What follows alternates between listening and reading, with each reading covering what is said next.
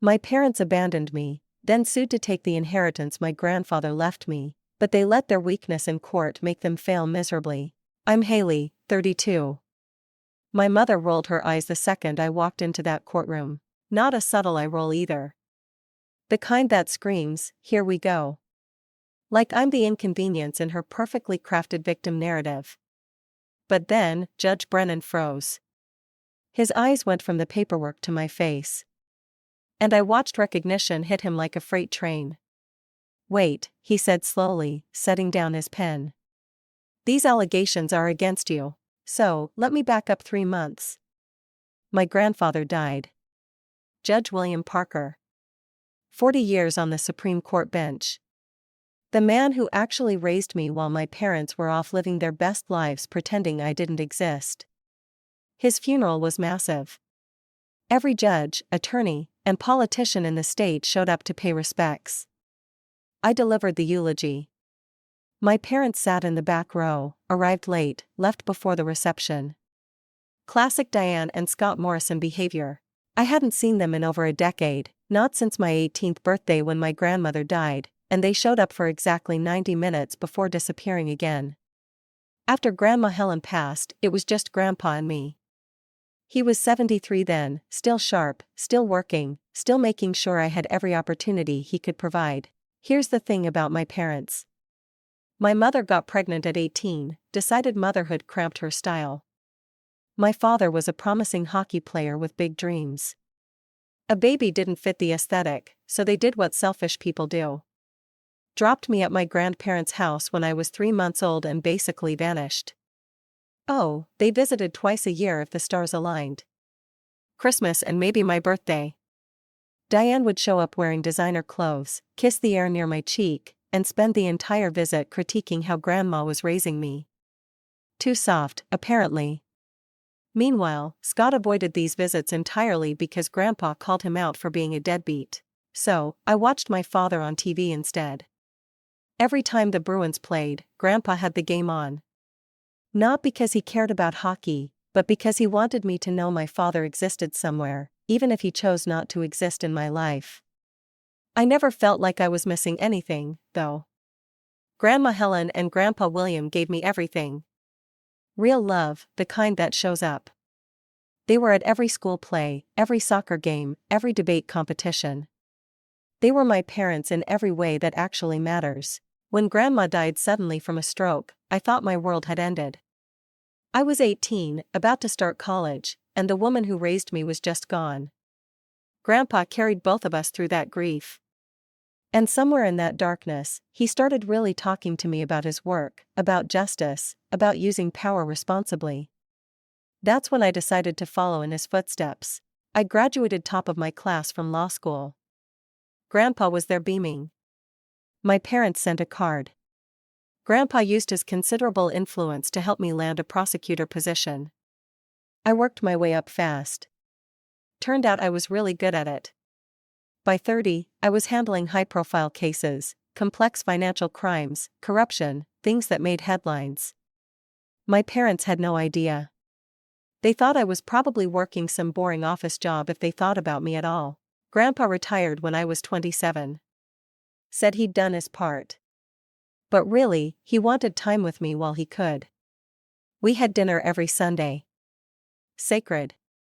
He taught me everything about reading people, courtroom strategy, maintaining integrity when everyone around you is compromised.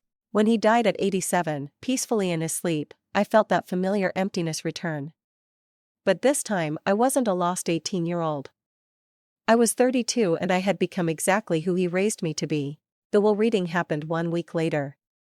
I expected maybe some books, his watch, personal items. What I got was everything. The house, investment portfolio, savings, life insurance, $3 million. Everything he spent decades building, he left to me with one very specific provision in a sealed letter. My dearest Haley, it began. You are reading this because I am gone. But my love for you continues. You are the greatest joy of my life. I leave you everything because you earned it. Not through blood, though you are my blood. But through showing up, through loving me and your grandmother when others could not be bothered. Your parents made their choice long ago. This is mine. Be strong, my girl. I cried reading that. Not sad tears. Validation tears. The attorney handed me another envelope. Documentation. Bank statements showing Grandpa gave Diane $3,000 monthly starting when I was a baby, continuing for over 20 years. More than $800,000 total. Emails from her asking for more. Texts promising to visit and then canceling. Letters from Scott requesting money for failed business ventures. A paper trail of their neglect and their greed. Your grandfather anticipated they might contest this, the attorney said. He wanted you armed with proof. Smart man, because exactly 30 days later, my attorney called. Diane and Scott filed a lawsuit claiming undue influence, saying Grandpa was incompetent, that I manipulated an old man, that they deserved their share. I actually laughed.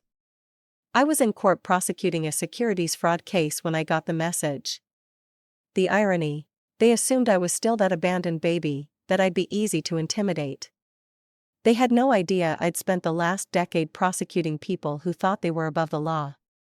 They had no idea their father-in-law had prepared me for exactly this moment. And they definitely had no idea who Judge Marcus Brennan was. Which brings us back to that courtroom. That moment of recognition. Judge Brennan had been Grandpa's clerk 23 years ago before he became a judge himself. He knew exactly who I was. He knew I was a senior prosecutor. He knew what Grandpa meant to me. And he knew the people suing me were the same people who couldn't be bothered to visit a dying man. My mother's attorney stood up. Some guy named Richard Palmer who specialized in exploiting emotional arguments when facts weren't on his side. Your Honor, before we proceed, I need to disclose that I had a professional relationship with Judge Parker. If either party objects to me hearing this case, speak now. I watched Palmer whisper frantically with my parents. Diane looked nervous. Scott looked annoyed. Finally, Palmer stood. No objection, Your Honor. Big mistake. Judge Brennan nodded. Then let's proceed, Mr. Palmer. Your opening statement. And that's when things got interesting.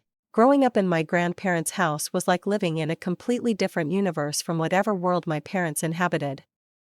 And honestly, best thing that ever happened to me. My earliest memory is being 4 years old, standing on a stool in Grandma's kitchen making chocolate chip cookies. She let me pour in way too many chocolate chips. Never got frustrated, just laughed and said the best cookies had extra love and extra chocolate. Grandpa would come home still wearing his robes sometimes, scoop me up, flour in my hair and all, and ask about my day like I was the most fascinating person alive. I'd tell him about the ants I found or the picture I drew, and he'd listen like I was presenting oral arguments before the Supreme Court. They never badmouthed my parents to me, not once. When I asked why Mommy and Daddy didn't live with us, Grandma would say they were busy with important things. I believed that for years. Kids believe what they're told when the people telling them are kind. But I wasn't stupid. I noticed things like how other kids' parents showed up to school events and mine didn't. How friends talked about family game nights while I spent those times with people who went to bed at 8. How birthday cards from Diane and Scott arrived weeks late with messages so generic they could have been written to anyone. The first time I really understood something was wrong. I was 7. Christmas concert at school. I had a solo 3-whole lines in Rudolph. Practiced for weeks. Grandma and Grandpa sat front row. Grandpa with his video camera. Grandma with flowers from her garden. After the concert, I saw my friend Emma with both her parents taking photos, hugging. I looked at my grandparents and asked why my mommy and daddy didn't come. Grandma's face did this thing where she tried to smile, but her eyes were sad. They wanted to, sweetheart. They just couldn't make it this time. But I'd heard her on the phone the week before calling Diane about the concert. The silence on the other end, the excuse about Scott's team holiday party. I learned to stop asking after that. Grandpa taught me chess when I was 8. We'd spend Sunday afternoons at the board. Him explaining strategy, teaching me to think 3 moves ahead. He never let me win, which annoyed me initially. But when I finally beat him legitimately at 12, he was so proud he called everyone he knew. Grandma taught me gardening. We had our own section of the yard. Tomatoes, peppers, herbs, flowers. She showed me how to tell when soil needed water. How patience and consistent care created beautiful things. I didn't realize until later she was teaching me about life, not just plants. They came to every soccer game, every dance recital, every debate tournament. Grandpa cleared his calendar no matter what case he was hearing. Grandma made elaborate snacks and signs with my name. They cheered louder than any other parents. I used to be embarrassed by their enthusiasm. Now I'd give anything to hear Grandpa's voice yelling from the sidelines one more time. Diane and Scott made their obligatory appearances. Twice a year like clockwork. Sometimes they'd show up bearing expensive gifts that felt more like obligations than thoughtfulness. Designer clothes I'd never wear. Electronics I didn't need. Things that said we spent money so we fulfilled our duty. I remember one Christmas when I was 10. Diane showed up in a fur coat and diamond earrings on her phone the entire time. Barely looking at me as she handed over a wrapped box. Inside was a tablet. I already had one from Grandpa.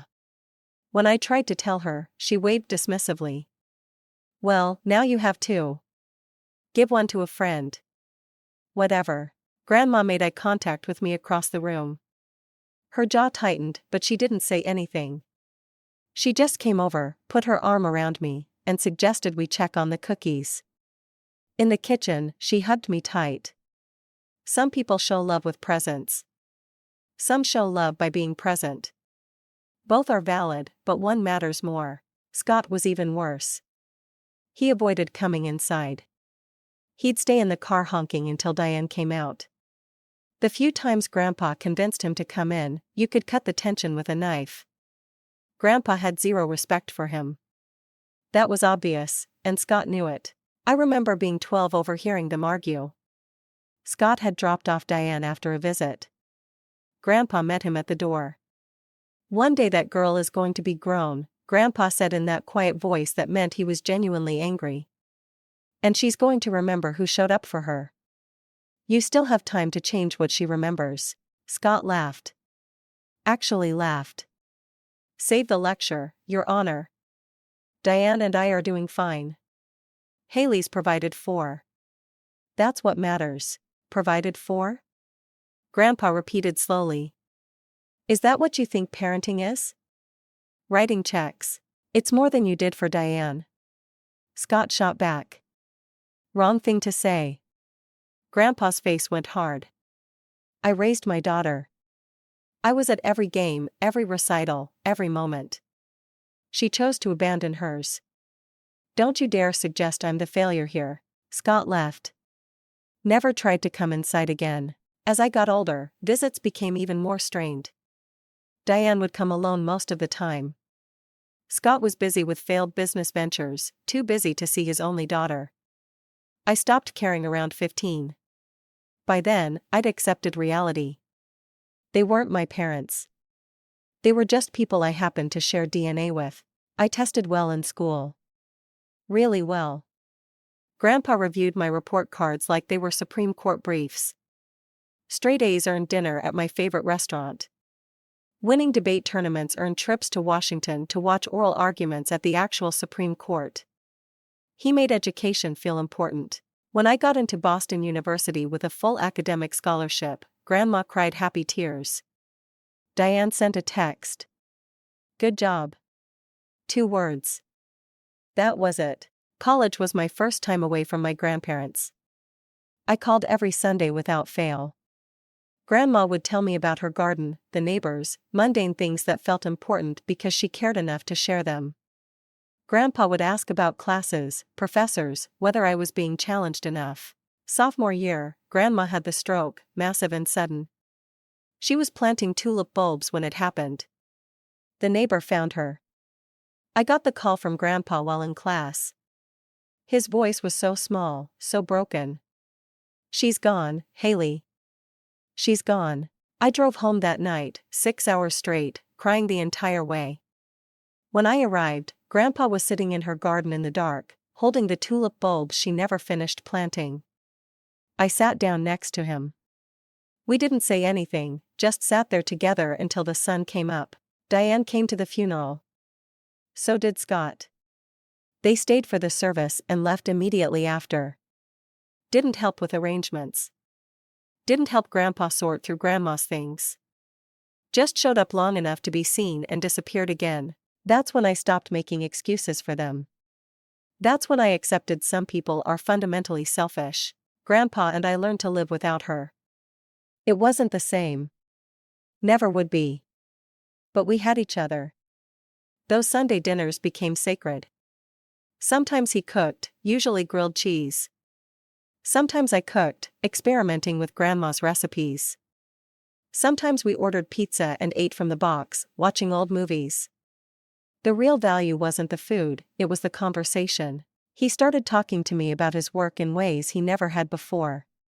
Cases that haunted him. Decisions that kept him awake. The weight of knowing your ruling could change someone's entire life. The law is supposed to be blind, he said one Sunday over Chinese takeout. But the people interpreting it aren't. We bring our experiences, our prejudices, our humanity to every decision. The trick is knowing when your humanity makes you more just and when it makes you biased. I soaked up every word. You're going to be a judge someday. He told me once I was 23, barely keeping up with law school. But he was serious. You have that thing that can't be taught. Integrity. The ability to see what's right even when it's not easy, even when it costs you something. After Grandma died, something fundamental shifted between Grandpa and me. We became partners in survival. Two people who understood loss and chose to carry it together rather than alone. The house felt emptier without her, but somehow never lonely because we filled it with memories and conversations. And this unspoken understanding that we were all each other had left. Law school was brutal, but I loved it. Every late night studying, every mock trial, every moment I wanted to quit, I thought about Grandpa, about the legacy he was building, not just in courtrooms, but in me. I graduated summa cum laude. He was in the front row recording everything. My parents weren't there. They sent a card.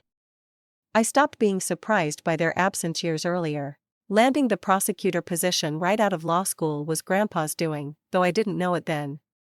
I thought I earned it purely on merit. Strong recommendations, good grades, impressive interview. Found out later he'd made calls, vouched for me personally, promised I wouldn't waste the opportunity. I didn't. I worked harder than anyone in that office, stayed late, came in early, took cases other prosecutors avoided because they were too complex or politically sensitive. By my second year, I was handling major cases. Financial fraud, political corruption, white-collar crime requiring weeks of document review. I developed a reputation fast, thorough, prepared, relentless. The work consumed me. 70-hour weeks were normal. I lived on coffee and takeout and the satisfaction of watching guilty people face consequences. My personal life was non-existent. No dating, no drinks with colleagues, no time for anything except work and Sunday dinners with Grandpa. Those dinners remained sacred. No matter how exhausted I was, I showed up and he never missed one either. Even when he was in his 80s and moving slower. Diane called once during this period. I was 28. Hadn't spoken to her in 3 years. She wanted help with Scott's legal problem. Some business dispute. I asked how she got my number. She said Grandpa gave it to her. Mental note to discuss boundaries. Then I told her I was a criminal prosecutor, not a civil attorney. And even if I wasn't, I wouldn't help Scott with anything. She called me ungrateful. I hung up. Grandpa apologized later. She backed me into a corner, started crying about how her daughter won't speak to her. I should have known better. I wasn't angry. Diane was good at manipulation. Always had been. It's fine, but please don't give her any more information about my life. She lost the right to know those things a long time ago. When I turned 30, Grandpa threw me a small birthday party at the house. Just his closest friends, people I'd grown up knowing. Judge Marcus Brennan was there. He'd been Grandpa's clerk 23 years earlier, gone on to become a respected judge himself. We talked for a long time that night about the law, interesting cases, maintaining ethics in a system that often rewarded compromise. "Your grandfather talks about you constantly," he told me. "He's incredibly proud of what you've become." My throat tightened. Grandpa rarely expressed pride directly to me. But knowing he told others meant everything. "He saved me," I said quietly. "Him and my grandmother. They gave me everything." Judge Brennan nodded. "He told me about your parents, about how they left you." "I'm sorry you went through that." "Don't be," I replied. "If they'd raised me, I'd probably be a completely different person and not a better one." Looking back, I don't think I fully appreciated how much Grandpa sacrificed to raise me. He was 55 when I came to live with him permanently. An age when most people plan for easier years ahead. Instead, he got an infant, then a toddler, then a moody teenager. He never complained. Just showed up every single day and loved me. Diane resented him for that. I know she did. She saw our relationship and felt threatened somehow. Like Grandpa loving me meant he loved her less. She could never understand that love doesn't work that way. You don't have to choose. You can love your daughter and your granddaughter.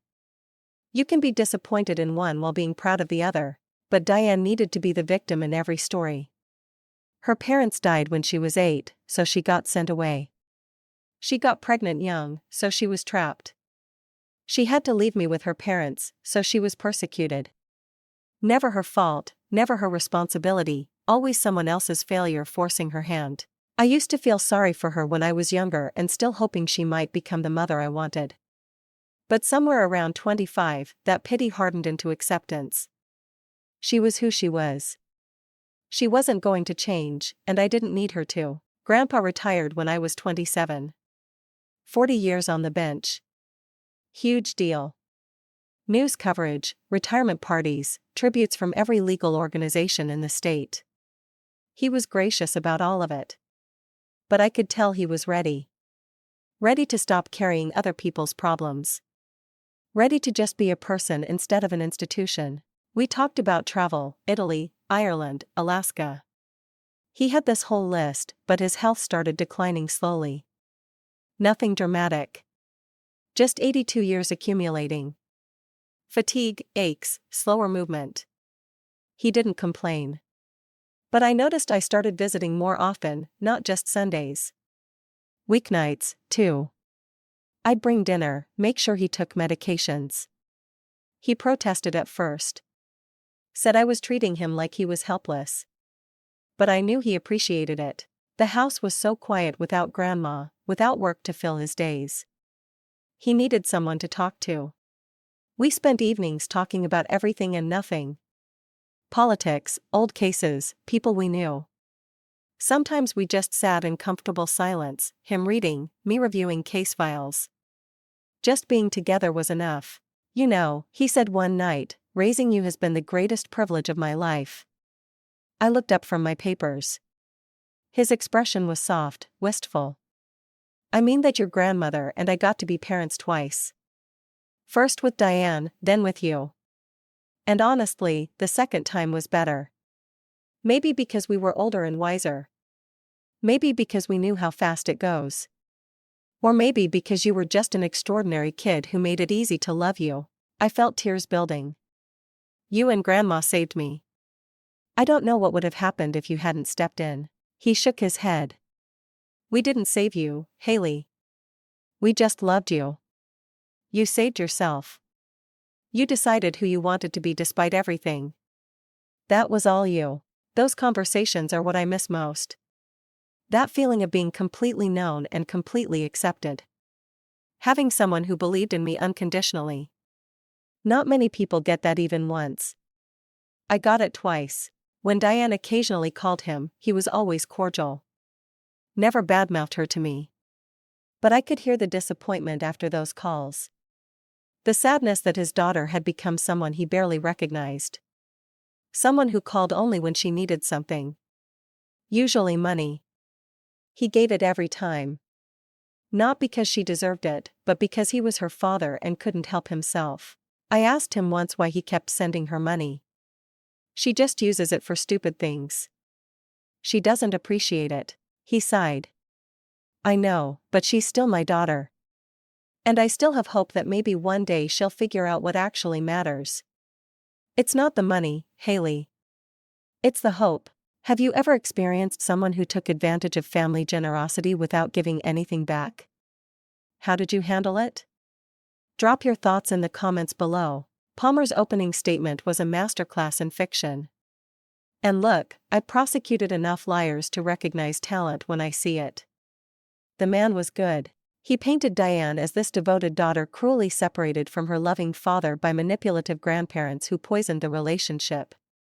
He described me as calculating, someone who isolated an elderly man and positioned herself as his sole caregiver to secure an inheritance. Judge Parker was suffering from profound grief after losing his wife of 60 years. Palmer argued, his voice dripping with synthetic sympathy.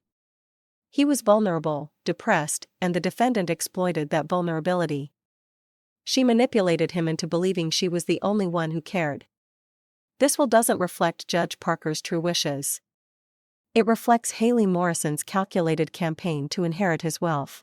I kept my face neutral, but inside I was cataloging every distortion for the cross-examination to come. Thomas stood for our opening. He didn't need dramatics. The facts were damning enough. Your Honor, this case is simple. Judge Parker was brilliant, careful, and intentional. He left his estate to the person who earned it through 32 years of consistent love and presence. The evidence will show the plaintiffs received over $800,000 from him during his lifetime while barely maintaining contact. Meanwhile, Haley Morrison showed up every single day. Judge Brennan looked at Palmer. Call your first witness. The plaintiff calls Diane Morrison. My mother stood smoothing her conservative black dress. She dressed for sympathy. Minimal makeup, hair pulled back. She looked like the grieving daughter. Almost convincing if you didn't know better. She took the oath and sat down. Palmer approached with practiced gentleness. Mrs. Morrison, describe your relationship with your father. Diane's voice wavered. He was everything to me, my hero.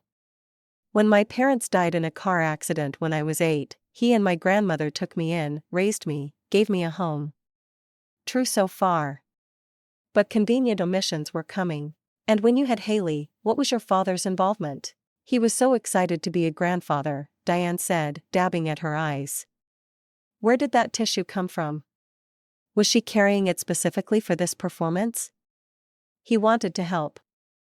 I was so young, just 18, still figuring out my life. When he offered to watch Haley while Scott and I got established, I thought it was temporary.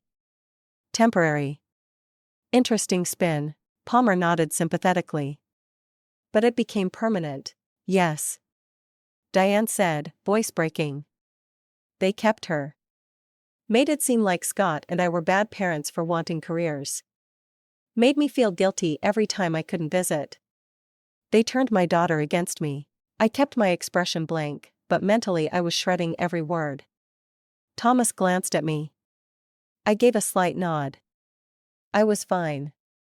Let her dig herself deeper. After your mother passed away, did your relationship with your father change? Palmer continued. He withdrew, Diane said. Became cold. Blamed me somehow for not being there enough. But I tried. I called. I visited when I could. He pushed me away and held Haley closer. Judge Brennan was taking notes, expression unreadable. When did you learn about the will? After the funeral, Diane said. I was grieving and then I found out he left me nothing. Cut off the monthly support he'd been giving me. Gave everything to Haley. I was devastated. It felt like a final rejection. Palmer turned to the judge. We contend Judge Parker was unduly influenced by the defendant, that she isolated him, manipulated him when he was vulnerable. This will doesn't reflect his true intentions. Thomas stood. Objection. Counsel is testifying. Sustained. Judge Brennan said. Ask questions, Mr. Palmer. No further questions. Judge Brennan looked at Thomas. Cross-examination. Yes, Your Honor. Thomas stood and approached my mother without smiling. Professional, direct, deadly. Mrs. Morrison, you were 18 when Haley was born. Yes. And you voluntarily left her with your parents when she was 3 months old. It wasn't like yes or no. Yes, but thank you. Thomas pulled out a large calendar. Your father kept meticulous records. According to this, you visited 4 times in Haley's first year. Christmas, Easter, her first birthday, and 1 random Saturday in July. Accurate. Diane's face flushed. I was dealing with a lot. I was young. Trying to support Scott's career. Of course. Let's discuss that. Your husband was a professional hockey player making substantial money. Correct. Yes. According to tax records, he made over $2 million during his career. Yet you still required monthly financial assistance from your father. We had expenses. Expenses that $2 million couldn't cover. Thomas pulled out bank statements. Your father gave you $3,000 monthly starting when Haley was an infant, continuing for over 20 years. That's over $800,000, Mrs. Morrison. What was that money used for? Palmer stood. Objection. Relevance. The plaintiffs claim they deserve a share of the estate. I'm establishing what they already received. Thomas argued. Overruled. Answer the question. Diane shifted uncomfortably. Living expenses, rent, food, normal things. Did you work during this time? Occasionally. Retail jobs. And your husband? He tried several businesses after hockey ended. Tried. Thomas repeated. A sports bar that lasted 11 months, a coaching company with 0 clients, a memorabilia shop that filed bankruptcy within 2 years. Each time one failed, your father gave additional money beyond the monthly allowance. Correct. He wanted to help, Diane said weakly. He wanted to help you become independent, Thomas corrected. But you became dependent instead. In the last 10 years of his life, how many times did you see your father? I don't know. Several times. Thomas pulled out another document. According to his calendar, 8 times in 10 years, less than once a year. The courtroom was silent. And you called this devoted daughter behavior? I was busy. I had my own life, Diane protested. Your own life, Thomas echoed. Did that include calling him on his birthday? Silence. I'll take that as no. Father's Day, Christmas, cards, gifts. Sometimes, Diane whispered. Sometimes, Mrs. Morrison, when was the last time you saw your father before he died?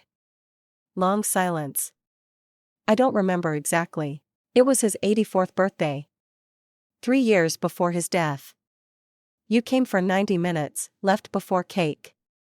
Didn't see him again until the funeral, correct? I think so. Yes. Thomas let that sink in. One final question. You testified your father pushed you away after your mother died, but isn't it true you stopped coming around when he stopped giving extra money beyond the monthly allowance? That's not when he retired and told you monthly payments would continue but extra funds would stop. You visited exactly 0 times in the following 3 years.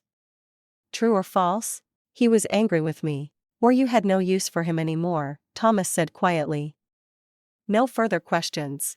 Scott took the stand next and somehow managed to look even less invested than usual. He fidgeted in his suit like a kid forced to attend church. Palmer started with softballs. Mr. Morrison, describe your relationship with Judge Parker. We got along fine, Scott said. Translation, they tolerated each other for approximately 90 seconds at a time.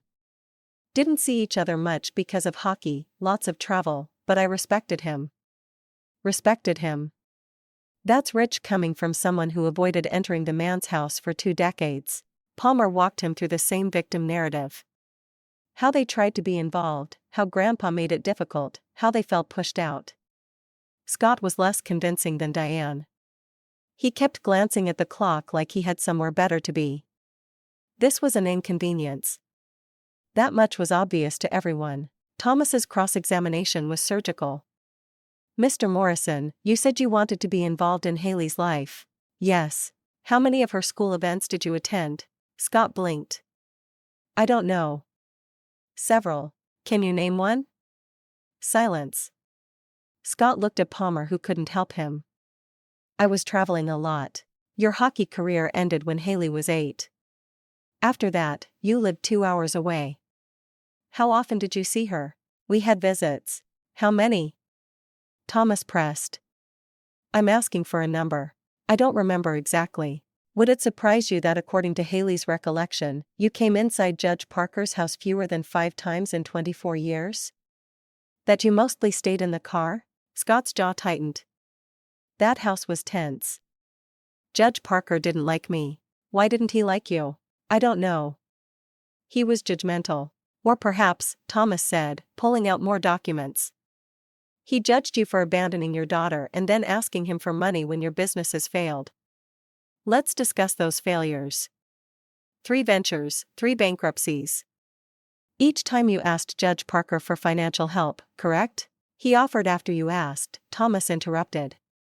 And he gave you money despite barely tolerating you. Why? Because he loved his daughter and wanted to help her.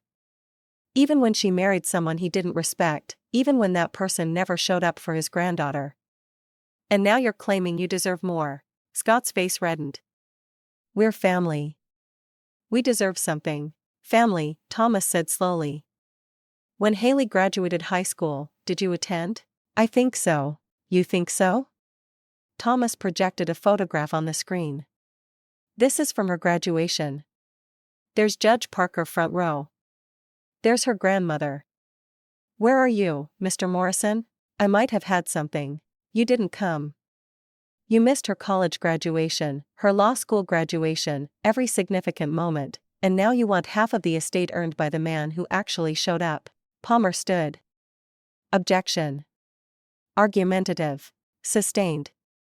Judge Brennan said. Move on. Thomas nodded. No further questions. Palmer's next witness surprised me. Dr. Raymond Hughes, a psychiatrist who'd never met Grandpa. They were actually trying the incompetence angle. Bold move considering how many people could testify otherwise. Dr. Hughes, based on medical records, can you speak to Judge Parker's mental state in his final year? Based on the records, Judge Parker showed signs of depression following his wife's death. Depression in elderly patients can lead to impaired judgment, particularly regarding relationships and financial decisions. So, he could have been unduly influenced. It's possible. Elderly individuals experiencing grief-related depression are vulnerable to suggestion, especially from caregivers they see regularly. Thomas stood for cross. Dr. Hughes, you never met Judge Parker. Correct. Never evaluated him, spoke to him, observed him in any capacity. I'm basing my opinion on medical records. Medical records showing standard checkups with normal results for a man his age. Yes, but the depression. Where in these records is depression diagnosed? Dr. Hughes flipped through papers. It's not explicitly stated, but given the circumstances. So you diagnosed a man you never met with a condition not present in his medical records and used that imaginary diagnosis to question his mental competency. I'm offering a professional opinion based on nothing, Thomas said. No further questions. Palmer looked flustered. He called a neighbor who said Grandpa seemed withdrawn in final years and a distant cousin who claimed Grandpa once said he wished Diane visited more. Neither testimony helped their case much. Then our turn. Thomas called Judge Andrew Mitchell, who'd served on the Supreme Court with Grandpa. Judge Mitchell, you worked with Judge Parker for over 20 years. Did you observe any decline in his mental faculties? Absolutely not, Judge Mitchell said firmly. William was sharp until the end. We had lunch regularly, discussed complex legal theories, debated current cases. His mind was as clear at 87 as at 60. Did he discuss his estate plans? Yes. He told me he was leaving everything to Haley. Said she earned it through years of devotion. He was very clear. No confusion, no coercion, just a father making sure the person who actually cared for him was taken care of. Thomas called 3 more witnesses. All close friends. All testified to Grandpa's mental sharpness. All confirmed he discussed his will openly and was completely intentional. Then Thomas called the attorney who drafted Grandpa's will. Margaret Chen had been his estate attorney for 30 years. Ms. Chen walked us through creating Judge Parker's final will. He contacted me 2 years before his death. Wanted to update everything. We met multiple times. He was very specific. Wanted Haley to inherit everything. Wanted Diane's monthly allowance ended. He anticipated this might be contested, so he included language affirming his sound mind and clear intentions. Did he seem confused or coerced? Not at all. He was methodical. Brought documentation to support his decisions. Wanted no ambiguities. What kind of documentation? Records of financial support he'd given Diane over the years. Calendars showing visit frequency. He wanted to ensure if this went to court, the truth would be clear. Palmer had nothing on cross. Margaret Chen was unshakable. As court recessed for the day, I caught my mother's eye. She looked away quickly.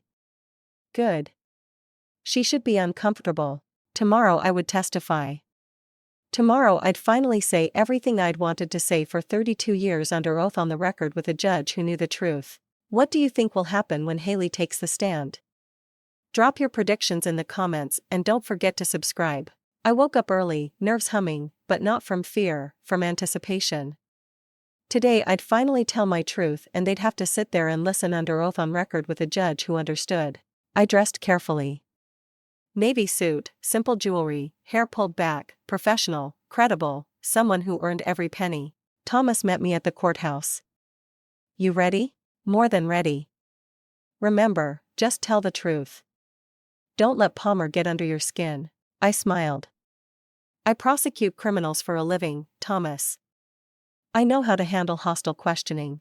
Fair enough. He laughed. Let's go. The courtroom filled quickly. Word had spread. Grandpa had been well known. People were curious. Judge Brennan took the bench. Mr. Goldstein, call your next witness. Thomas stood. The defense calls Haley Morrison. I walked to the stand, raised my right hand, swore to tell the truth.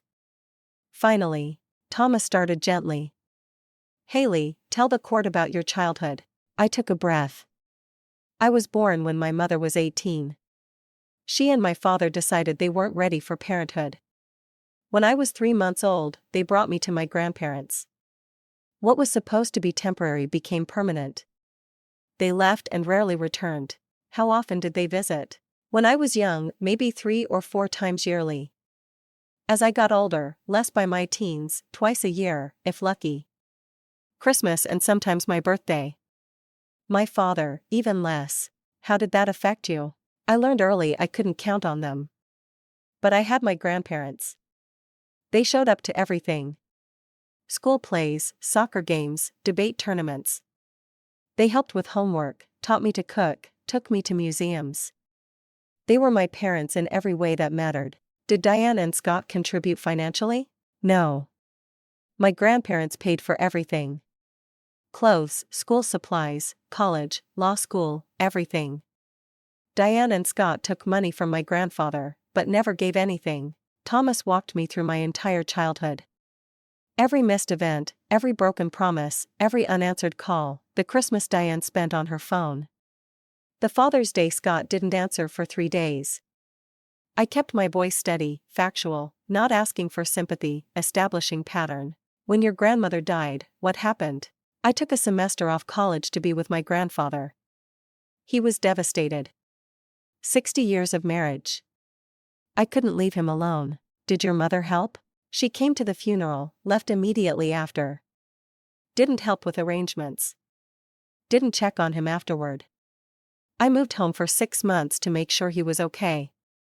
And after we grew closer, I called every day, visited every Sunday for dinner. When he retired, we spent even more time together. He mentored me in my career, taught me everything about the law. He was my grandfather and my best friend. My voice caught slightly.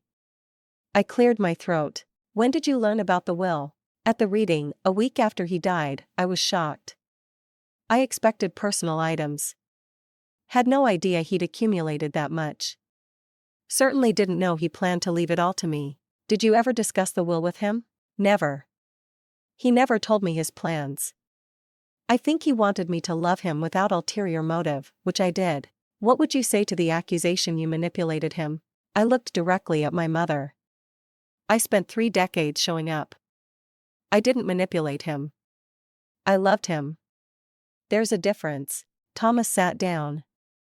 Now came Palmer's cross-examination. He stood slowly. That look when they think they've found an angle. Ms. Morrison, you testified you saw your parents rarely, but couldn't you have reached out more, tried harder? I was a child for most of that time, I replied calmly. Children don't arrange visits.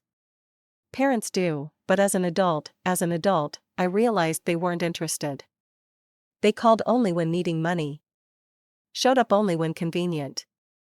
I stopped chasing people who didn't want to be caught. Palmer paced. You paint yourself as devoted, but isn't it possible you isolated your grandfather from his daughter? Made yourself indispensable so he'd leave you his money. I didn't need to isolate him. They isolated themselves. My grandfather made his own decisions based on who actually showed up for him. You were ambitious. Went to law school, became a prosecutor. All with his help, his connections. Weren't you using him to advance your career? I kept my expression neutral despite simmering anger. My grandfather mentored me because he wanted to, because he was proud of me, because watching me succeed gave him joy. That's not manipulation. That's family. Palmer tried different angles. Suggested I poisoned Grandpa against Diane. Suggested I kept Diane away deliberately. Suggested I convinced Grandpa to cut her off. I shut down every attempt with calm, factual responses. Isn't it true you benefited financially from your relationship with him? Palmer tried. In what way? He paid for your education, living expenses, everything. Yes, because I was his granddaughter and he wanted to. Just like he gave my mother over $800,000 over 20+ years. The difference? I was actually present in his life. I didn't just take his money. I gave him my time, my love, my company. What did she give him? Objection, Palmer shouted. Argumentative. Sustained, Judge Brennan said. But the point was made. Palmer tried to regain control. Let's talk about his final year. You visited frequently. Some might say too frequently. Were you checking his mental state, making sure he didn't change the will? I visited because I loved him and he was alone. If I'd cared about the will, I would have asked about it. I never did. He made his decisions without any input from me. How convenient. Palmer sneered. Miss Morrison, isn't it true you knew exactly what you'd inherit? That you spent years positioning yourself for this moment? I leaned forward slightly. Mr. Palmer, I spent years loving my grandfather. If inheritance was my motivation, I wasted a lot of time. I could have been building my own wealth instead of having dinner with an old man every Sunday, but I chose him because he was worth more than any amount of money, something your clients never understood. Palmer's face reddened. No further questions. I stepped down and returned to my seat. Thomas leaned over. You did great. I nodded, focused on my mother. She was crying. Actual tears. Genuine remorse or realizing she was losing. Hard to tell with Diane. Judge Brennan looked at both attorneys. Anything else? Thomas stood. One more piece of evidence, Your Honor. He projected images on the screen. Photographs from my childhood. Grandpa at my soccer games. Grandma at recital. Me and Grandpa at graduations. Every major moment documented. Notice who's missing. Thomas said. Diane and Scott Morrison. Not because they were excluded. Because they chose not to be there. Then financial records. Every payment to Diane. Every excuse for needing more money. Every promise to visit that she broke. The evidence was overwhelming. Judge Brennan studied everything carefully. I've seen enough, he finally said. We'll recess until tomorrow for closing arguments and ruling. As we left, I felt lighter. I'd said everything I needed. The truth was out. Now, we just waited for justice. Closing arguments were scheduled for 9 a.m. I barely slept, but not from worry, from anticipation. This was almost over. One way or another, by tomorrow, I'd know whether Grandpa's wishes would be honored or whether my parents would successfully rewrite history. The courtroom was packed when we arrived. Estate disputes weren't usually this interesting. But at a prominent judge, a prosecutor granddaughter, and decades of family dysfunction, and suddenly everyone wants front row seats. Judge Brennan took the bench exactly on time. "Mr. Palmer, your closing argument." Palmer stood and launched into his final appeal. He talked about blood being thicker than water, about how Diane was Grandpa's daughter and deserved consideration, about how I was just the granddaughter, as if love and loyalty ranked lower because of generational gaps. Judge Parker was a man suffering from profound grief. Palmer argued. He lost his wife of 60 years. He was vulnerable, depressed, susceptible to influence. The defendant took advantage of that vulnerability. She isolated him from his daughter. She positioned herself as his sole caregiver. She manipulated him into believing she was the only one who cared. This will is not a reflection of Judge Parker's true wishes. It's a reflection of Haley Morrison's calculated campaign to inherit his wealth. He went on like that for 20 minutes, building a narrative that had no basis in reality, but sounded convincing if you didn't know the facts. When he sat down, Thomas stood. He didn't need dramatic flair. The facts spoke loudly enough. Your Honor, this case is actually very simple. Judge Parker was a brilliant legal mind who spent 40 years making carefully considered decisions. His will was no different. He left his estate to the person who earned it, not through manipulation, but through decades of consistent love and presence. Thomas walked the judge through the evidence methodically. The documentation of Diane's neglect. Financial records showing she took hundreds of thousands while giving nothing. Testimony from Grandpa's colleagues confirming his mental clarity. The calendar proving the Morrisons' absence. The plaintiffs claim Judge Parker was unduly influenced, but the evidence shows he was simply making logical choices based on observed behavior. He gave his daughter every opportunity, every chance to be present, every benefit of the doubt. She failed to show up.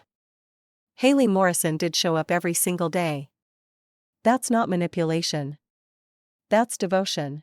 Thomas paused, then made a risky move. Your Honor, you knew Judge Parker. You clerked for him. You saw his character, his integrity. Do you believe he was the type of man who could be manipulated by his granddaughter? Or was he the type of man who made decisions based on principles and observation? It was risky, bringing the judge's personal knowledge into it. But Palmer had opened that door when he didn't object to Judge Brennan hearing the case. Judge Brennan's expression remained neutral. The court will take a brief recess to review the evidence and render a decision. We stood as he left. I looked at my parents. Scott looked bored, checking his phone like he was waiting for a dentist appointment. Diane looked anxious. Her earlier courtroom tears replaced with genuine worry. She should be worried. 30 minutes felt like 3 hours. Finally, the bailiff called us back. Judge Brennan returned with a thick folder. My heart pounded. This was it. I have reviewed all evidence and testimony carefully, he began. This is a difficult case because it involves family relationships which are complicated and often painful. However, my role is not to judge the quality of these relationships. My role is to determine whether Judge Parker's will should stand as written. He looked directly at my parents. The plaintiffs argue that Judge Parker was unduly influenced and mentally incompetent. The evidence does not support either claim. Multiple witnesses testified to his mental clarity. His medical records show no cognitive decline. His attorney confirmed he was methodical and intentional in his estate planning. The claim of undue influence requires proof that someone controlled or manipulated the testator's decisions. The evidence shows the opposite. Judge Parker made his decisions independently based on years of observation. Diane was crying again. Scott looked angry now, finally paying attention. Judge Brennan continued, what the evidence does show is a pattern. A pattern of absence by the plaintiffs and presence by the defendant, a pattern of financial taking by the plaintiffs and financial responsibility by the defendant. A pattern of broken promises by the plaintiffs and kept commitments by the defendant. Judge Parker didn't need to be manipulated into seeing this pattern. He lived it for 32 years. My chest tightened. This was it. The moment the court finds that Judge Parker's will reflects his true intentions, that he had testamentary capacity, that there was no undue influence. The will stands as written. The plaintiff's petition is denied. Diane let out a sob. Scott swore under his breath, but Judge Brennan wasn't finished. Furthermore, I am awarding attorney's fees to the defendant. The plaintiffs brought this case without merit, causing unnecessary expense and emotional distress. They will bear the costs of this litigation. Palmer stood quickly. Your Honor, we respectfully request. My ruling stands, Counselor. The gavel came down with a sharp crack that echoed through the silent courtroom. We're adjourned. It was over. Just like that. 32 years of neglect couldn't be erased by a lawsuit. 32 years of love couldn't be invalidated by greed. Grandpa's final wishes would be honored. And better yet, my parents would have to pay for the privilege of losing. Thomas shook my hand. Congratulations, Haley. I nodded, unable to speak past the emotion clogging my throat. As we gathered our materials, my mother approached, mascara streaking her face. Haley, please, can we talk? I looked at her. Really looked at her. She was crying, makeup smeared, looking older than her 50 years. For a moment, I almost felt something. Not sympathy exactly, more like pity. There's nothing to talk about, Diane. I'm your mother, she said desperately, reaching for my arm. I stepped back. You're the woman who gave birth to me. My mother was Helen Parker. My father was William Parker. They earned those titles by showing up. You're just Diane, a stranger who took my grandfather's money for 30 years, and now wants more. Please, she whispered. I made mistakes, but I'm still your mother. No, I said firmly. You had every chance to be my mother. Every birthday, every Christmas, every Sunday for 32 years. You chose not to show up. You don't get to claim that title now just because there's money involved. She tried again to reach for me. I stepped back further. Don't contact me again. Don't call. Don't show up at my house. Don't send letters or emails. We're done. We've been done since I was 3 months old. This just makes it official. I walked out of the courtroom with Thomas. Behind me, I heard Diane sobbing. Scott's angry voice telling her to pull herself together. But I didn't look back. Not once. For the first time in my life, I felt completely free. Free from hoping they'd change. Free from wondering if I was enough. Free from carrying the weight of their failures. Grandpa had given me one last gift. He'd proved I wasn't wrong. That love matters more than blood.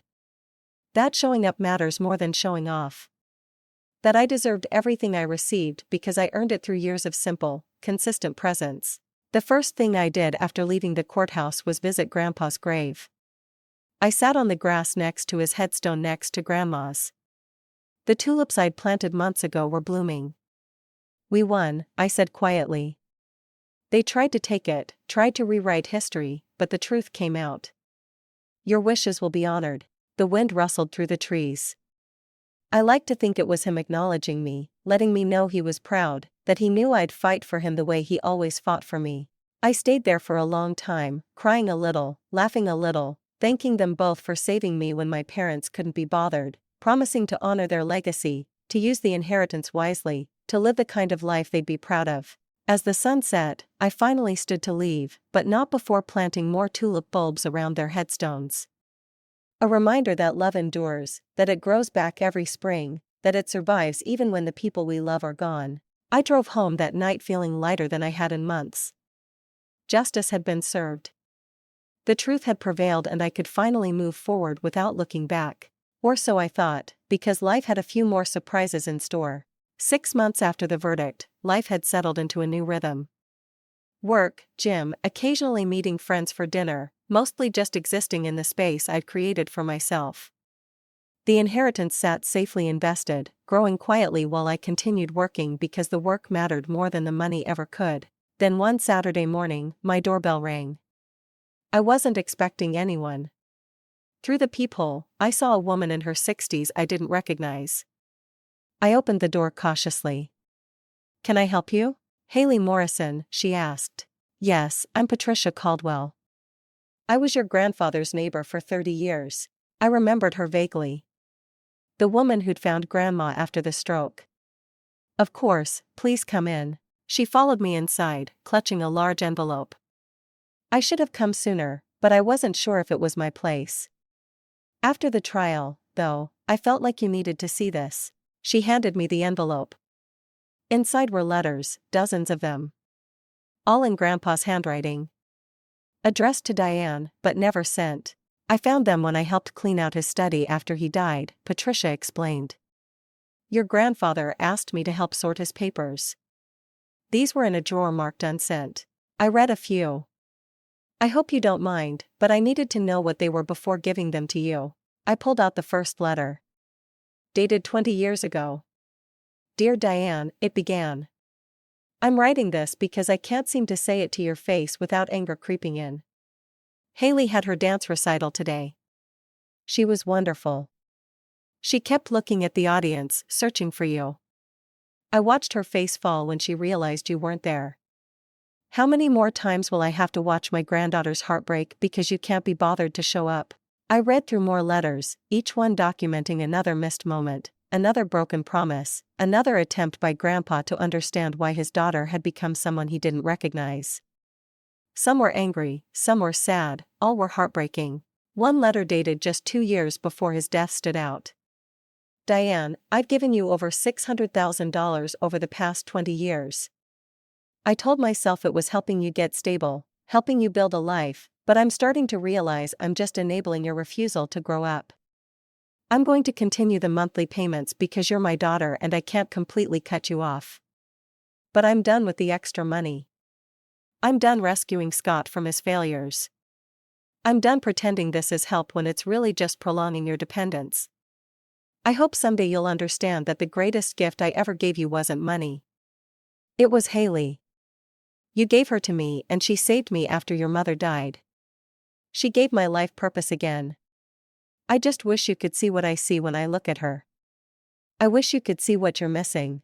I set the letters down. Tears streaming. Patricia handed me a tissue. "I thought you should know," she said quietly. "He loved you so much. And he never stopped hoping Diane would change, even though he knew she wouldn't." "Why didn't he send these?" I asked. "I think he needed to write them, but knew they wouldn't change anything. Your mother was who she was. He accepted that even if he didn't like it." After Patricia left, I spent hours reading through every letter. They were a chronicle of Grandpa's internal struggle between loving his daughter and accepting her limitations. Between wanting to help and recognizing when help became enabling. The letters also revealed something else. How much joy I brought him. How proud he was of every accomplishment. How grateful he felt that Diane's failure as a mother gave him a second chance at parenthood. "I feel guilty sometimes." One letter read. "Guilty that I'm glad she left you with us. Guilty that her absence gave me something precious. But I can't regret having you in my life, Haley. You were the greatest gift I never asked for." I called Thomas. I found letters. Grandpa wrote to Diane, but never sent them. What do they say? Everything we proved in court, but more personal, more raw. Thomas, he documented everything, not just for legal purposes. He documented it to make sense of it himself. That sounds like him, Thomas said. Methodical even in his pain. Should I show them to Diane? I asked. Why would you? I don't know. Maybe so she understands how much she hurt him, how much she missed. Thomas was quiet for a moment. Haley, she already knows. Deep down, she knows. Showing her these letters won't change anything. It'll just make you feel like you need to manage her guilt. That's not your job. He was right. Diane's guilt was hers to carry, not mine to ease. I kept the letters for myself, added them to the box of Grandpa's things I'd saved. They were proof of his love, his struggle, his ultimate choice to prioritize the person who prioritized him. A week later, I ran into Judge Brennan at a legal conference. "Haley," he greeted me warmly. "How are you holding up?" "I'm good," I said honestly. "Really good. I'm glad. That trial was difficult, but necessary. Your grandfather would have been proud of how you handled yourself." "Judge Brennan, can I ask you something?" "Of course. Did you ever talk to Grandpa about Diane?" "About the situation?" He nodded slowly many times. He struggled with it. Loved her but didn't like who she'd become. He felt guilty about that too, like he'd failed as a father. "He didn't fail," I said firmly. "He did everything right. She just made different choices." "I told him that exact thing," Judge Brennan replied. "Multiple times. But parents carry guilt in ways we can't always understand. The important thing is he never let that guilt override his judgment.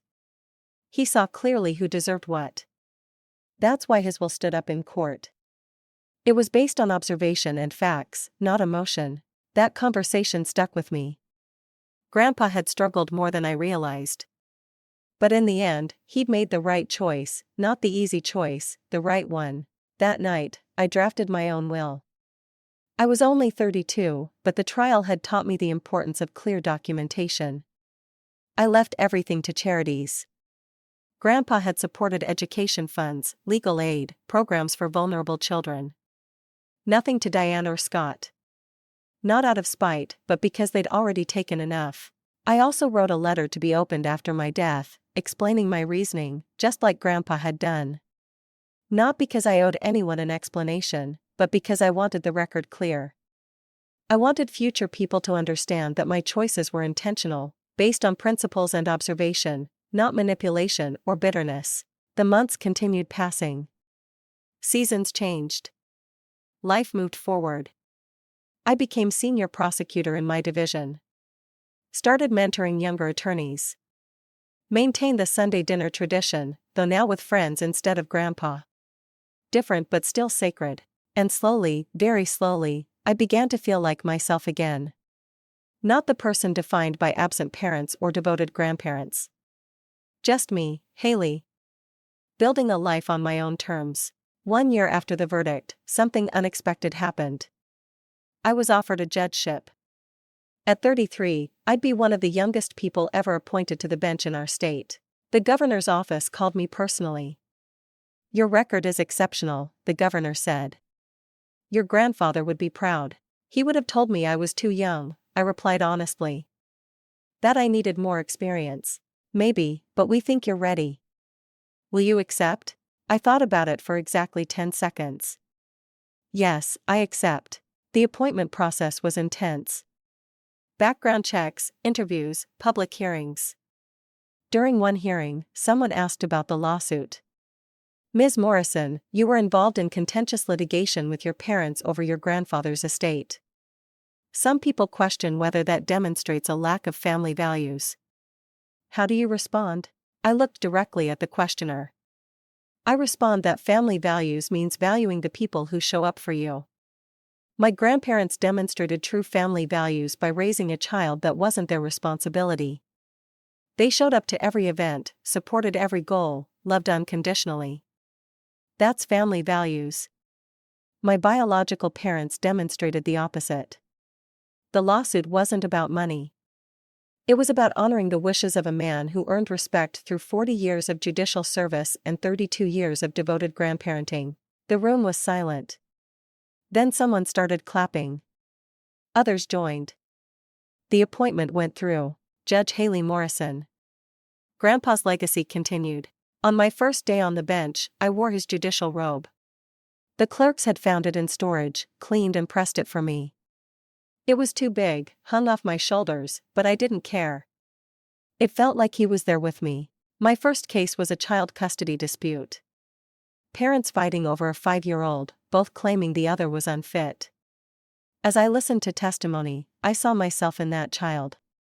Caught between adults making decisions based on pride and anger rather than love. When it came time for my ruling, I spoke directly to both parents. This child didn't ask to be born into your conflict. This child deserves parents who show up, who put her needs before their own egos, who understand that love is demonstrated through action, not claimed through biology. I'm ordering joint custody with mandatory co-parenting counseling. And I'm appointing a child advocate to ensure this child's voice is heard because children remember who showed up for them. They remember who made them feel safe. They remember everything. Make sure what they remember is love, not war. After the hearing, my clerk said, "That was powerful, Judge Morrison." It was personal, I admitted, but true. Word spread about the new judge who didn't tolerate parental selfishness. My docket filled with family law cases, estate disputes, custody battles. I brought the same principles to every decision. Actions matter, presence matters, consistency matters, biology doesn't guarantee anything. 6 months into my judgeship, an estate case came before me. Adult children contesting their father's will that left everything to his longtime caregiver. The facts were remarkably similar to my own case. The children claimed undue influence. The caregiver claimed she earned it through years of devoted care while the children were absent. I had to recuse myself. Too similar to my own situation. But before I did, I called both attorneys into chambers. I'm recusing from this case because of personal experience with similar facts. But I'll tell you both this. Make sure your evidence shows pattern, not just isolated incidents. Show the court who was consistently present.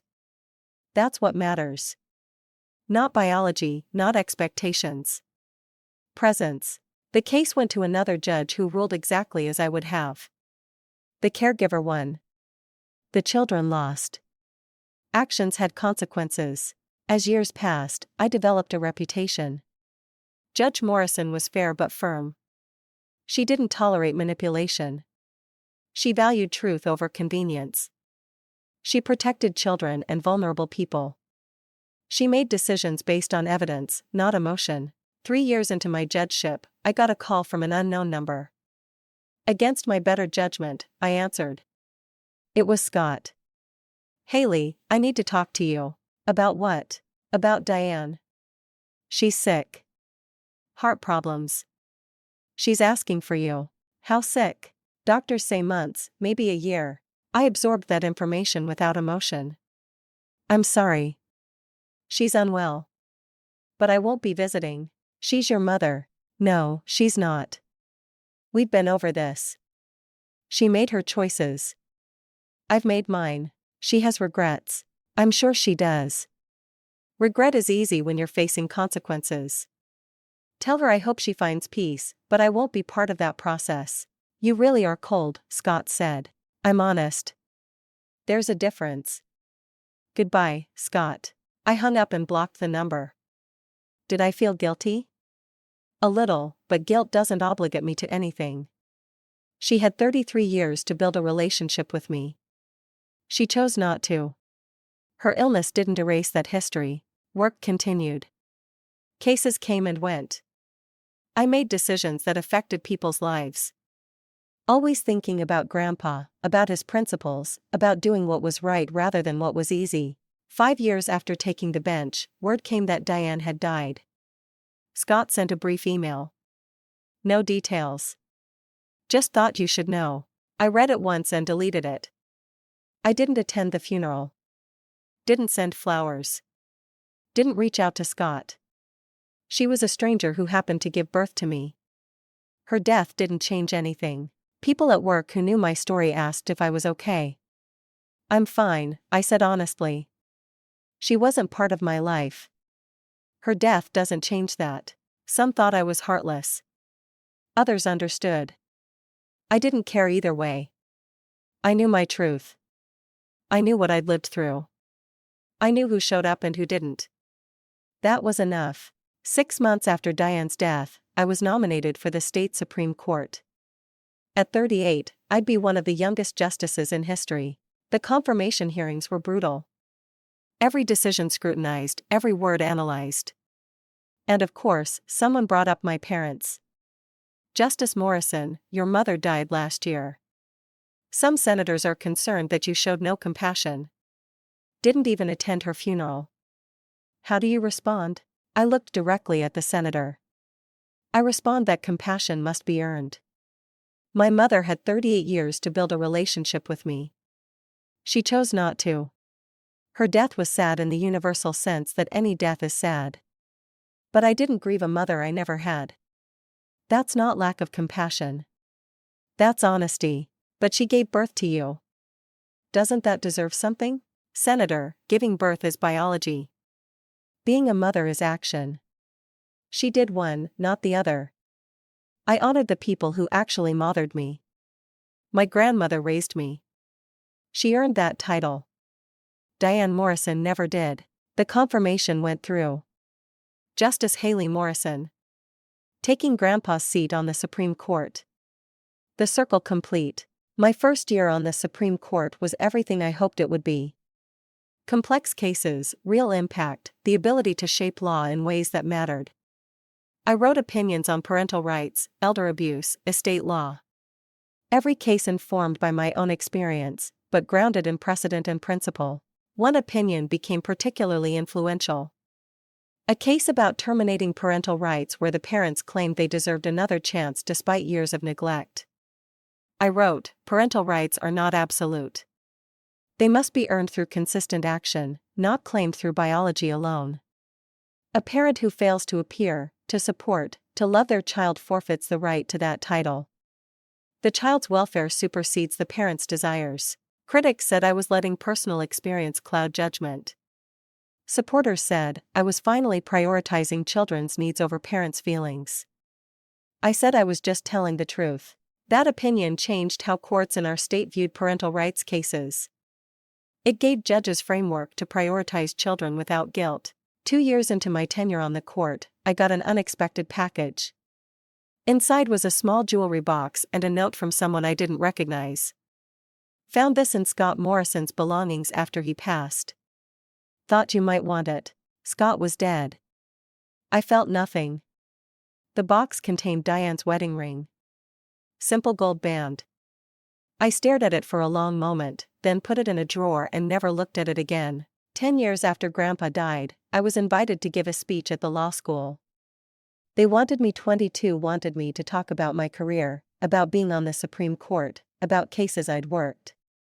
I agreed, but as I prepared, I realized I wanted to say something different, something about family, about love, about the difference between biology and belonging.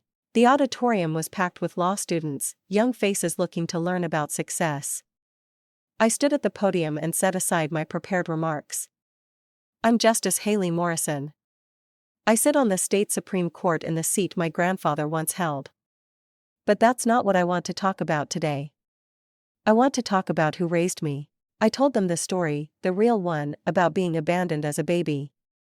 About grandparents who didn't have to choose me but did. About learning that family is built through action. About the will, the lawsuit, the trial, about standing up for the people who stood up for me. My grandfather left me everything he had. I said, not because I manipulated him, but because I showed up every day for 32 years. And when people questioned whether I deserved that inheritance, I had to prove it. I had to show that love and presence matter more than bloodlines. The students were silent, listening. Here's what I learned. Success isn't just about your career. It's about your integrity. It's about showing up consistently, especially when it's hard. It's about honoring the people who invest in you by becoming someone worthy of that investment. I could have taken the money and walked away, gone into private practice, made millions. But that's not what my grandfather would have wanted. He wanted me to use everything he gave me to make a difference. So, I stayed in public service. I work long hours. I see difficult cases, but I also get to hold people accountable. I get to stand up for people who need someone in their corner. That's the legacy my grandfather left me. Not the money, the purpose. The speech got a standing ovation. Afterwards, students lined up to talk. Some shared their own stories of complicated families, of grandparents who raised them, of parents who failed them. You don't make peace with it. I told them honestly. You accept it. You acknowledge that some people will disappoint you. And then you find the people who won't. You build your own family. You choose people who choose you back. 15 years after Grandpa died, I was sitting in my chambers when an old photograph fell out of a law book. Me, Grandpa, Grandma at my 8th birthday. Covered in frosting, laughing, completely loved. I stared at that photo for a long time. They gave me everything, not just opportunities. An example of what love looks like in action. I kept that photo on my desk from that day forward, a reminder of where I came from. Not from Diane and Scott, though they created me biologically, but from Helen and William Parker, who created me in every way that mattered. People still ask if I have regrets. If I wish I'd reconciled before they died. The answer is no. Because reconciliation requires two people wanting to bridge a gap. They never wanted that. They just wanted access to money. To claim credit they didn't earn. I don't regret standing firm. I don't regret honoring Grandpa's wishes. I don't regret choosing presence over biology. Those weren't mistakes. They were principles. I'm Justice Haley Morrison. I sit on the state Supreme Court. I make decisions that affect thousands of lives. I protect children, vulnerable people, those who need someone to stand up for them. And I do it knowing the people who truly raised me would be proud. Not because of the title, but because I never compromised who I was. That's my grandfather's real legacy, not the money, though that provided security. His real legacy was teaching me that love is a verb. That family is built through action. That showing up consistently is the greatest gift you can give. And that honoring the people who showed up for you is the greatest gift you can give back. So, no, I don't regret anything. I regret that my grandparents aren't here to see this. But I know they knew. Even at the end, they knew exactly who I was and who I would be. And they made sure I had everything I needed to become her. That's not a sad ending. That's justice. That's love. That's truth. If this story resonated with you, if you've ever had to define family on your own terms, make sure to like and subscribe. Share your experiences in the comments because these conversations matter. Thank you for being here. And remember, family isn't about who shares your DNA. It's about who shows up every single day for a lifetime. 20 years after Grandpa died, I received an honor I never expected. The state was renaming the Supreme Court building after him, the William Parker Justice Center. They asked me to speak at the dedication ceremony. I stood at the podium looking at his portrait, now hanging in the main hall. Justice William Parker was many things, I began. A brilliant legal mind, a champion of justice, a mentor to countless attorneys and judges. But to me, he was simply Grandpa, the man who saved me when no one else would. The man who taught me that love is demonstrated through action, not claimed through biology. I told the assembled crowd about Sunday dinners, about chess games, about the way he made me feel like the most important person in the world. He could have said no when my parents abandoned me. He was in his 50s, planning for retirement, looking forward to easier years. Instead, he got a baby, then a toddler, then a teenager. He never complained. He just showed up every single day. People sometimes ask me if I'm bitter about my childhood, about being abandoned. I'm not, because being left with William and Helen Parker was the greatest gift I ever received. They showed me what real family looks like, what real love requires, and they prepared me to stand here today in this building that now bears his name. Continuing his work, the ceremony was beautiful. His portrait was perfect. Captured that look he got when he was deep in thought, considering all angles before making a decision. I stood in front of it for a long time after everyone left. "We did it, Grandpa," I whispered. "Everything you hoped for. Everything you believed I could be. I hope I made you proud." That night, I went through the box of his things I'd kept. The letters he never sent to Diane, the photographs of our life together, the note he left me with the will. I read that letter again as I did every year on the anniversary of his death. "You earned this," it said. Simple words, powerful truth. My career continued flourishing. I wrote more opinions, took on more complex cases, became known as one of the court's most principled justices. But I never forgot where I came from. Never forgot who made it possible. I spoke at schools, mentored young lawyers, especially those from difficult backgrounds, those who felt like they didn't belong. You do belong, I told them. Not because of where you came from, but because of who you chose to become, despite where you came from. That's what matters. I never heard from Scott again after that brief email about Diane. Never knew what happened to him. Never cared to find out. He was irrelevant to my story. Always had been. But I thought about my grandparents every day, especially when making difficult decisions. What would Grandpa do? Became my internal compass. Not because I wanted to copy him, but because his principles were sound. Evidence over emotion, truth over convenience, justice over expedience. 25 years after Grandpa died, I was awarded the state's highest honor for judicial service. At the ceremony, they played a video of his retirement speech from decades earlier. Hearing his voice again brought tears to my eyes. The law, he said in that speech, is only as good as the people interpreting it. Choose integrity over popularity. Choose truth over convenience. Choose the hard right over the easy wrong. Every time I'd built my entire career on those principles he taught me not in some formal lesson, but through example, through the way he lived, through the choices he made, through the love he showed. That evening, sitting in my chambers looking at the city lights, I felt profound gratitude. Not bitterness about what I didn't have. Gratitude for what I did. Diane and Scott could have been part of this story. Could have watched me grow, could have celebrated my achievements, could have been proud. They chose differently. That was their loss, not mine. I had everything I needed, a career I loved, principles I believed in, a legacy worth honoring. And I had the memory of two people who loved me unconditionally, who showed me what family really means, who gave me roots strong enough to weather any storm and wings strong enough to fly. That's not a tragedy. That's a gift.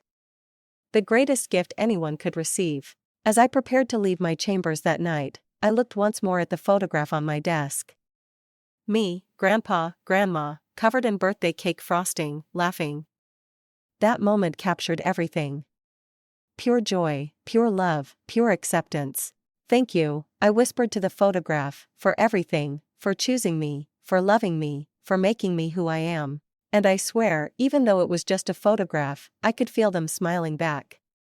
Proud of the woman I'd become. Proud that their love had created something lasting, something good, something that would outlive all of us. Because love like that doesn't die. It just transforms. It becomes principles. It becomes strength. It becomes legacy. That's what family really is. Not the people who share your blood, but the people whose love flows through your veins long after they're gone. The people who shaped your soul. The people who showed you what you're capable of becoming. My grandparents did that for me. And in honoring them, in living by their principles, in continuing their work, I keep them alive. That's the real ending to this story. Not that my parents died estranged, but that my grandparents' love lived on. In every decision I make, in every person I help, in every principle I uphold, they're not gone. They're here. In everything I am, in everything I do, forever. 30 years after Grandpa died, I sat in my Supreme Court chambers reviewing a case that felt eerily familiar. Adult children suing their elderly father's estate, claiming his caregiver manipulated him. The facts were almost identical to my own story decades earlier. I called both attorneys into my chambers. I'm going to recuse from this case, I said. But before I do, I want to tell you both something. 32 years ago, I was the defendant in a case just like this one. My parents sued me, claiming I manipulated my grandfather. The court found otherwise. I went on to build a career honoring his legacy. I'm telling you this so you understand why I take these cases seriously. Because the truth matters. Make sure you're fighting for the truth, not just the outcome your clients want. Both attorneys left looking thoughtful. The case went to another justice who ruled the same way Judge Brennan had ruled for me. The caregiver won. The children lost because actions have consequences. Pattern matters. Truth prevails. That evening, I drafted what would become my final major opinion before retirement. A comprehensive analysis of family law.